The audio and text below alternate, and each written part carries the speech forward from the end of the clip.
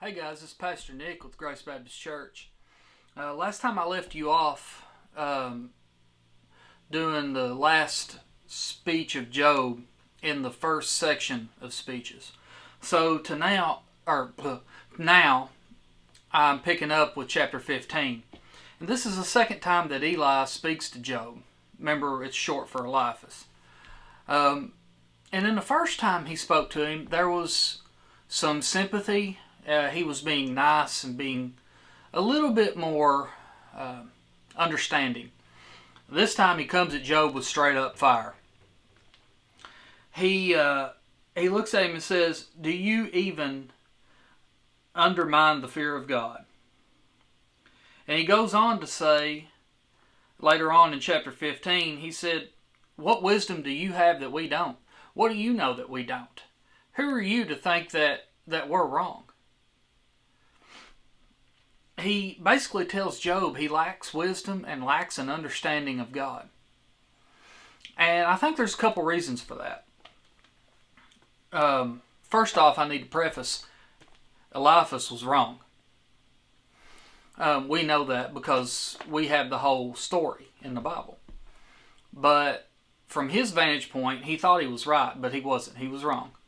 And a couple of reasons I think he got upset is, one, if God doesn't just judge the wicked, then what's to stop what's happening to Job happening to him? So in his mind, he had to believe that Job was wicked and had sinned.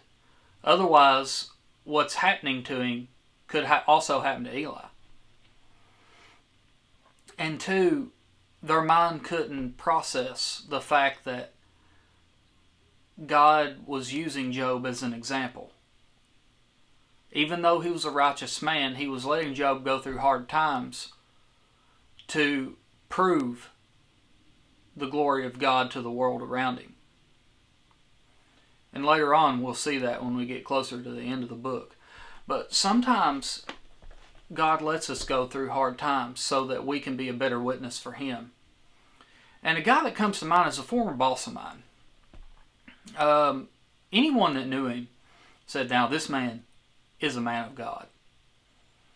It wasn't just because he was chairman of deacons, and it wasn't just because he was an avid church attender. It's because he lived it in his life. You could see God all over him. Even lost people knew he was a Christian just by watching him. The way he treated people, the way he talked. Well, it came down to where he got a brain tumor, a bad brain tumor. It was fixing to take away his sight. They figured out a way to operate, and they took the tumor out. He didn't lose his sight. He gave the glory to God. And for the next few years, every year around Thanksgiving, he got another brain tumor in the same place. And every surgery, he gave the glory to God. Every time. Can you imagine the witness that this man had? Well, people were saying, well, he's not done anything to deserve this. Why is God allowing this to happen? And my former boss would look at him and say, it's in God's plan. God knows best. And at his funeral, some of his family he'd been praying for years, they realized what was going on and got right with God. So just because we're a Christian doesn't mean we're protected from all bad things in the world. It just don't work that way. We don't become Christians for health, wealth, and prosperity.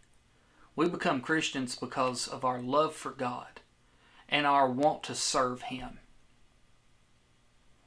And that's why we do it. So if it's in God's will that a Christian should suffer so that someone else may come to know Him through the suffering, so be it. We should feel honored to be in a part of God's almighty plan. Thanks, guys, for tuning in. I hope you're staying in. I hope you're staying healthy. I look forward to next time.